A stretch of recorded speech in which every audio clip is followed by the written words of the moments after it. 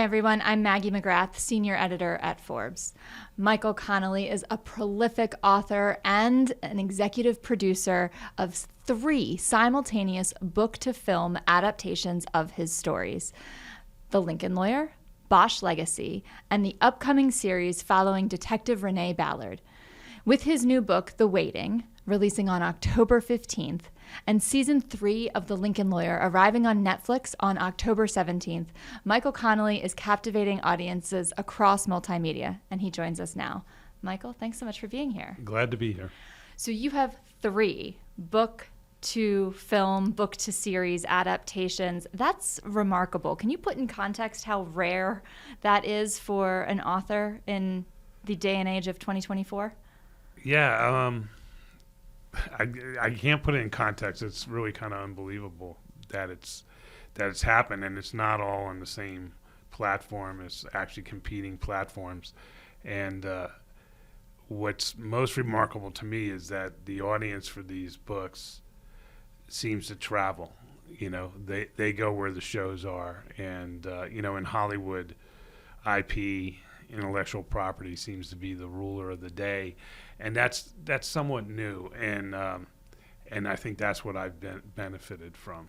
IP is the ruler of the day. So is it that audiences are in love with your IP and in love with your characters, and just they'll go wherever you go?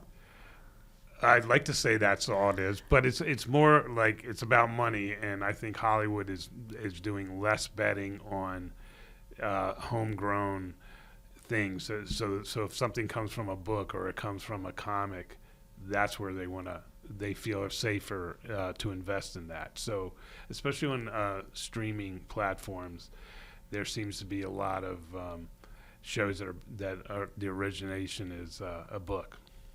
Bridgerton comes to mind. And your books especially translate well to film, or I'm saying film, but I'm using the all-encompassing term to talk about streaming, because you have many stories. You have a series that follows a character over many years, so that translates well to episodic storytelling.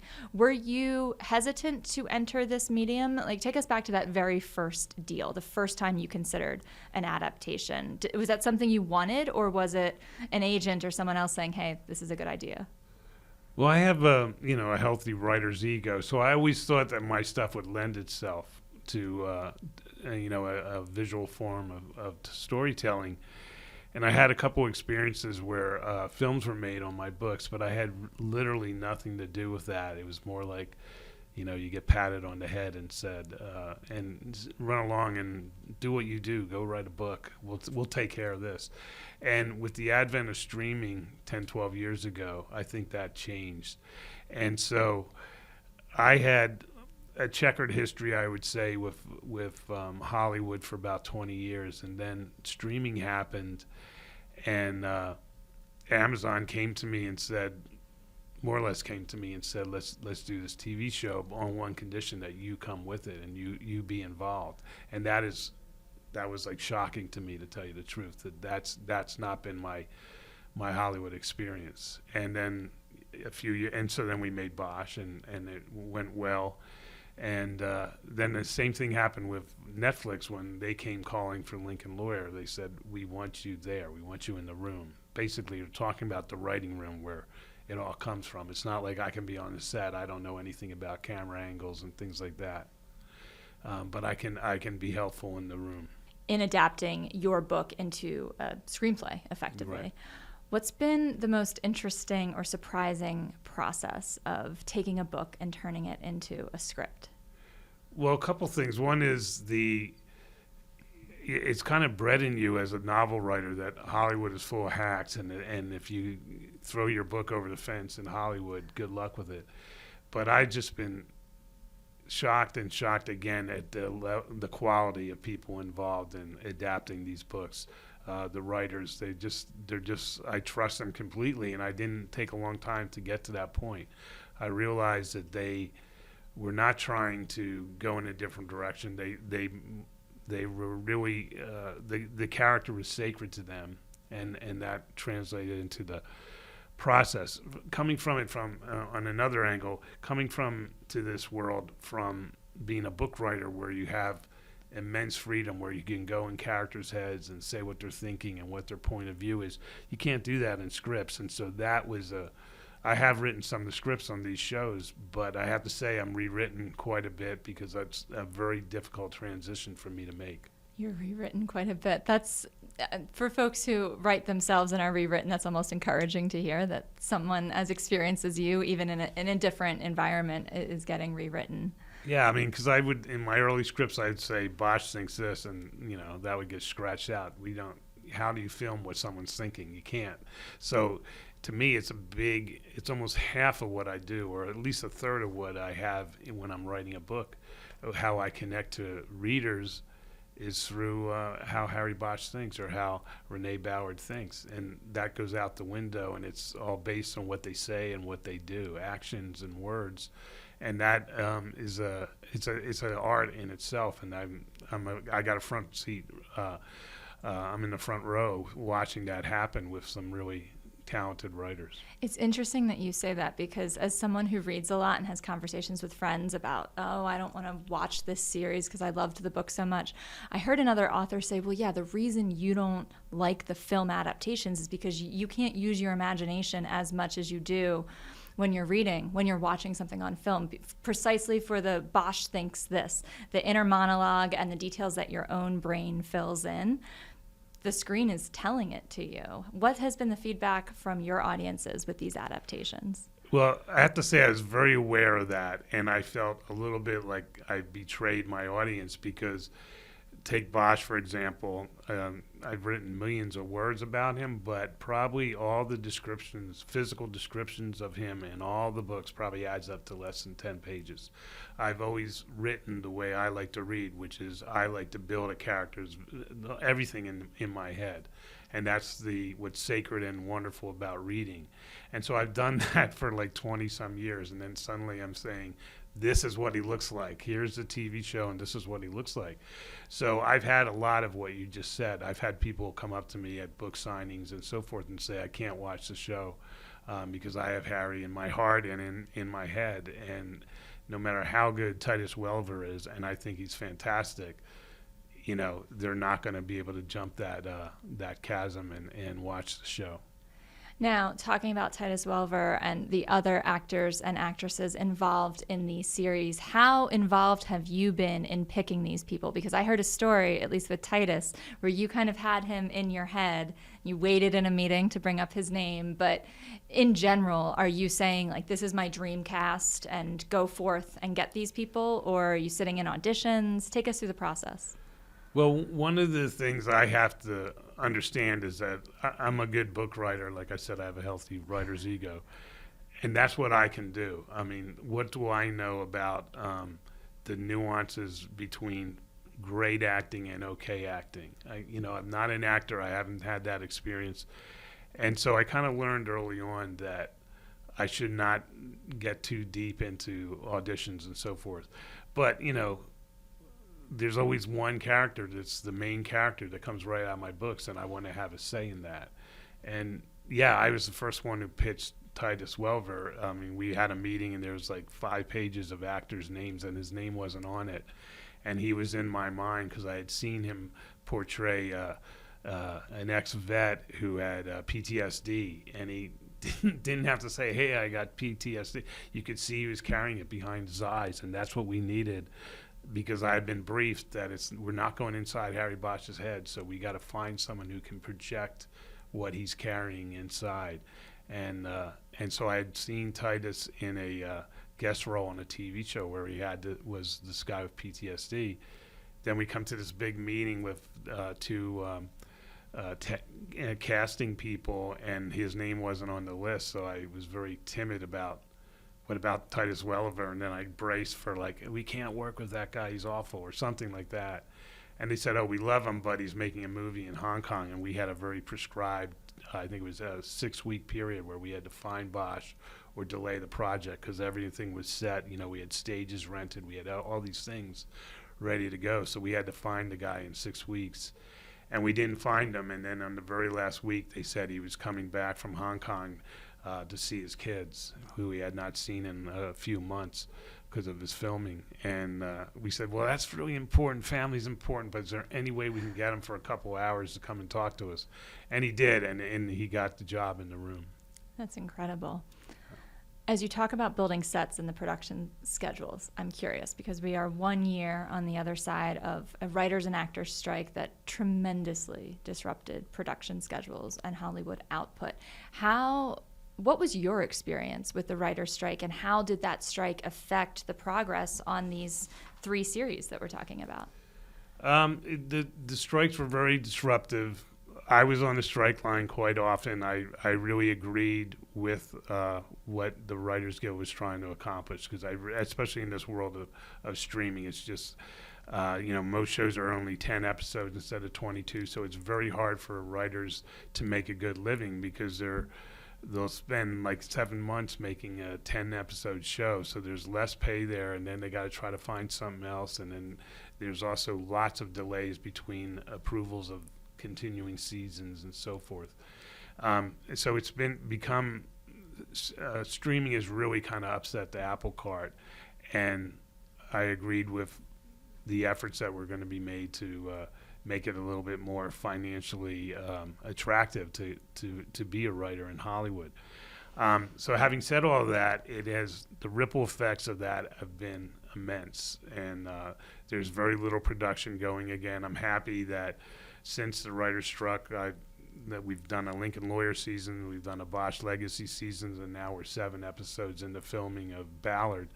And so at least my shows are going forward, but I know from talking to crew members and so forth, there's very little work out there. I don't know whether it's because of money loss during the strike, but the studios seem to be constricting and going forward with fewer projects. I was talking to a producer and director, and she said something similar, and I think another part of the problem is productions are getting shipped overseas or places where it's a little bit cheaper to film. But where do you do the bulk of the filming for your series? So far, everything of my shows have been in L.A., and it's, in these books, L.A. is a character. Just as big a character as Harry Bosch.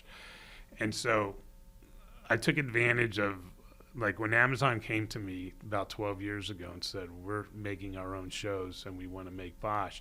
Well, at that point, they hadn't made any, so it was a bit of a gamble going with them. But I happened to enjoy some lifelong insomniac, and I was an early adapter of streaming stuff. I stream it through the night. So when they said we're going to make a streaming show, I said I'm all in. But they also were new at it, and they made an agreement that that in my contract, I said I'd only do this if you film every shot in L.A. And because L.A. is a character, and we're going to make L.A. a character in the show, just like in the books. And they agreed to that, and I think they later rued the day they agreed to that, because they could have shipped a lot of the filming interiors and so forth to Canada, where it's cheaper and you get tax credits and things like that. But then the other shows just happened to follow suit. I did not have that contractual thing in Lincoln Lawyer or in Ballard, but we're filming all scenes in L.A. One of the few shows that's or companies that is making stuff in L.A. That's really interesting. And I think if I was reading background on you correctly, there's a writer who had a short chapter in one of his books that described LA that was one of your earliest inspirations. Am I getting that right? I'm trying to remember that one. There's been a lot written about me. It sounds like a true story, but can you give me another hint about it? It was chapter 13. That's what's sticking in my head. Chapter 13 of a book. I thought you meant dealing with Hollywood. Yeah, I mean. No, I think going back, just the writing inspiration. No, I think. And it's funny, I'm a book writer, but I became a writer because of a movie. I saw the 1973 version of The Long Goodbye that Robert Altman directed with Elliot Gould as the classic detective Philip Marlowe. And I saw that movie when I was in college. Then I started reading the books, and I stopped going to classes and changed direction, said I want to be a writer. At the time, I was in an engineering major. But so, yeah, those books changed my trajectory of my life. But in one of Chandler's books, The Little Sister, chapter 13, is just a very short chapter where he drives around L.A. It has nothing to do with plot. He's frustrated by the plot. He's frustrated by the case he's on. He's a private eye. And to get some air, he drives around L.A. and describes L.A. And I think that book was published in 1939, and the description holds up. Things have changed, obviously, but the feeling of L.A. and the light of L.A. and everything about it just rings true. So that is an inspiration. I read that chapter over and over in the course of writing a book. Really? So every time you write a book, you return to that? Yeah, that's like raising the flag. Okay, it's time to start again. Let's go through it. There are a couple routines I do, and one of them is reading that chapter from The Little Sister. That's interesting. What are the other routines? I know you have an FAQ on your website where you talk about the structure of a day, but what is something that people wouldn't expect that you do? Well, I have a some kind of weird stuff, but anyway, I drink a lot of iced tea when I'm writing, and so I have a kind of like what you'd find in a restaurant, a really big brewer that brews two gallons at a time, and I get the iced tea going. I think a lot of writers are superstitious, and I am. So my first book I wrote, I didn't really have an office at home, didn't have room for one, so I wrote it on a couch next to this kind of antiques lamp, and I still have that lamp, and I always want that lamp because the first book I wrote under that light from that lamp, and so I recreate that as well. So those are the things that are the same. I'm wondering, has anything changed about your writing process, especially since you started adapting your stories for film? Do you think more in terms of a script or a series flow as you're sketching out the plot line for one of your novels? I try not to. I don't want to think like this is going to look good on television, but you can. I mean, I have now like 10 years experience producing television, and so I can't help but not think about that. But for the most part, you keep your head down. You need visual things, forensics, parts of the city, and things like that. But that's all window dressing on the character story. So that's really, I'm always concentrating on the character story. And I think if I get that right, other things like television and so forth will follow. Your new book, The Waiting, is officially your 40th book. Is that correct? 39th novel, 40th book overall. I did put out a nonfiction collection of my journalism once. 39th book, a 39th novel. How do you maintain that level of production? That is, I hate to use the WB word, the writer's block word, but that's a remarkable run. Well, I think I benefited, and this was not part of the plan. It's just the way it is. When you're at a newspaper, you don't have writer's block. You can't ever say, boss, I don't have it today. You got to write. You write every day. And when you're on a crime beat like I was, and again, remember, I was a journalist in the 80s and early 90s, so the newspaper business was fat and happy and returning 20%. It's not like it is now, a crumbling industry.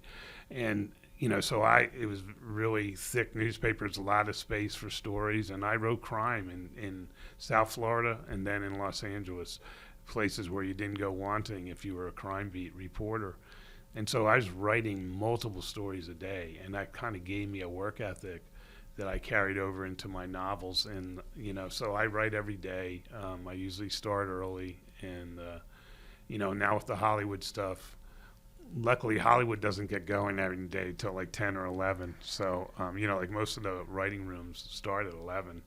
They go till like 11 to 4, and then that's when everyone's in the room, and then you do your own writing of scripts afterwards or before, whatever you want to do. But I've been able to maintain starting early, usually 6:30 or 7, and writing to 10 or 11. And so I've not had a blip in terms of publishing books while all this TV stuff has been happening. That's remarkable. But let's talk more about the journalism, because you started as a crime reporter, and I'm wondering, was writing fiction always the goal, or was it somewhere along the crime beat that you realized you wanted to make a switch from nonfiction to fiction? No, the fiction was always the first goal. After I changed from being an engineer major, I talked to my parents, and they had the idea of don't switch to English lit, and then you end up being a teacher or whatever. If you're very specific about wanting to write mystery stories and crime stories, you should go back into journalism and get a press pass and get into police stations and talk to real life detectives, and it would hopefully be like research and hopefully put you in a position to take your shot at writing a crime novel. So I always had that, and so I was always putting, metaphorically putting stuff in my back pocket that I knew this doesn't really belong in a newspaper story, but someday I'll put it into a novel. That was smart advice from your parents. Yeah, my dad had been a frustrated artist. He had wanted to be a painter, and got into the Philadelphia Institute of Art, and there's I grew up with his paintings on the walls of our house and stuff, but he had to put it aside because he was raising a family, and so he had that kind of frustrated artistic aspect of him. So I got to tell you, when I drove home from school after having this moment where, like, I don't want to be an engineer, I want to be a writer, and I didn't think I would get a good audience from my parents on that, and instead it was like, yeah, what you want to do now is a long shot, but how can you get into the best position to take that long shot? And that's when my father said, I think you should go into journalism school. Are there things that even now today in 2024 that you draw on from your time as a journalist in the 80s? Absolutely, every day. I mean, it's so weird. Everything has changed. One of the last stories I wrote about was the first use of DNA in a criminal case in California. And so now that's ubiquitous in all stories and all real stories and all fiction. And so it's changed a lot, but what hasn't changed is the mission-oriented detectives that I knew, people that sacrificed a lot to do what they do, and that what I call a noble bargain. I don't think that's changed, and I write about people who have made that bargain, that are willing to do this kind of work, even though it could cost them in many different ways. And so I saw that a lot when I was on the job.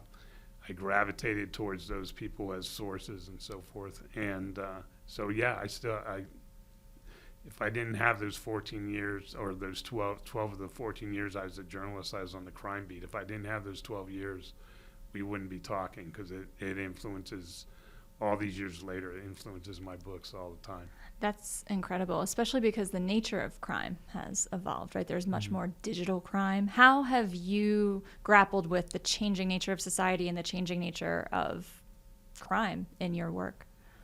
To me, it's not a grapple. It's like an opportunity, and things change fast. And so if you can, my books are very contemporary. They're set in the years that they're published. And, and I have connections. I'm not a long time. I haven't been a journalist more than 25 years, I think, if I do the math. But I still have connections, and I have a cadre of people that help me with my books. And they're learning this stuff. Most of them are still working in investigative work. And so they're learning this stuff, and they pass it on to me. So to me, it's not something like, oh, I got to learn how to do this. To me, it's all a great challenge and opportunity to put it in a book and be on the front wave of that in terms of fiction, but also explaining things to readers. Now, your latest book, The Waiting, comes out October 15th. What can readers expect from this book, from Renee Ballard? What can you say without giving too many spoilers? Well, it's the second book I've written where she's running a cold case squad, and Renee Ballard is a single source inspiration. She's based on a real woman who ran LAPD's cold case squad till she retired in April. And so I have this person kind of like sitting on my shoulder as I'm writing these books. I'm constantly asking her, what would you do here? What would you say? What's the next moves? And so I think that it has a built-in veneer of accuracy to the books, if you will. And so we're going to see more of that, and we're going to see her dealing with the politics and bureaucracy of being a commander of a unit within the LAPD. So you have that aspect that I'm always fascinated with. But also there's, it says on the cover of the book, a Ballard and Bosch novel.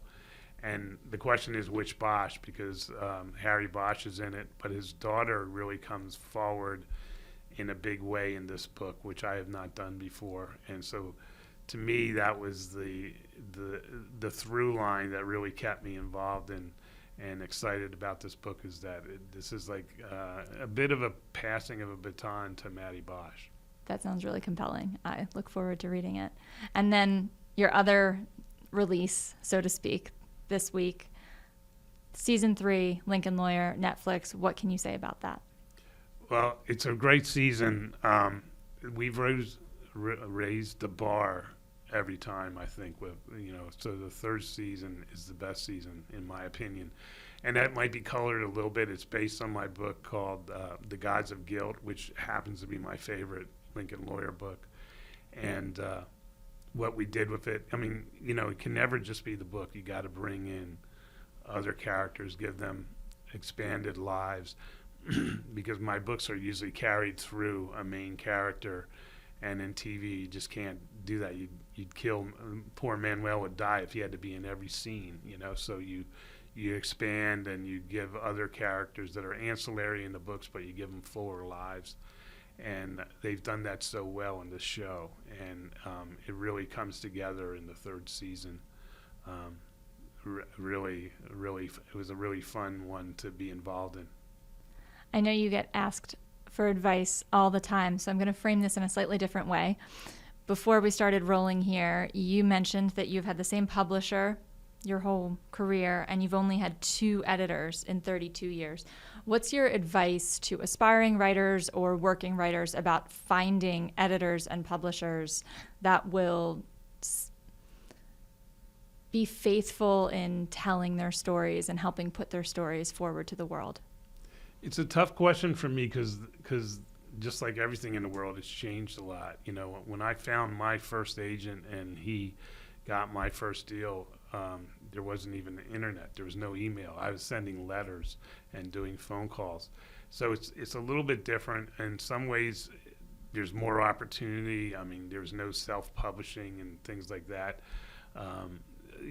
digitally and so forth that there is out there now. But the one thing that I think is universal and doesn't change over time is that it's all about the story. It's keep your head down and write a story that's going to have a connection to you. Never lick your finger and hold it up into the wind and say, what is John Grisham doing? You can't do that. I think the apparatus of publishing in some ways is a meritocracy, and they're all looking for a good idea well executed. And it comes down to character. They're looking for an interesting character they haven't read before. And you can only accomplish that if you keep your head down and focus on something that's coming from inside you. I mean, it can be inspired by a true crime. A lot of my books are inspired by true stories I've heard from detectives and so forth. But it's really, it's really about you in that space wherever you're working with the antique light over your shoulder or whatever. Keep your head down and write. And then the next aspect of getting representation and so forth, that's an arduous process, but every writer goes through it. And finally, if we were to speak a year from now, what do you want to be able to tell me about your career, your books, or your series? Will there be more? Will there be new characters? Yeah, next year I'm going to pop out with a new character. After the waiting, my next book will be a new character. So hopefully we'll be talking about how that character was received well, and as a unique character in my work. So that's been the exciting thing that's happening now. I'm writing about a brand new character. And then by next year, we'll see how he is done. It's a male character. Well, we'll have to have you back to hear how that's going. But in the meantime, Michael Connelly, thank you so much for being here and what is a very busy week for you. Thanks a lot. Thanks for having me.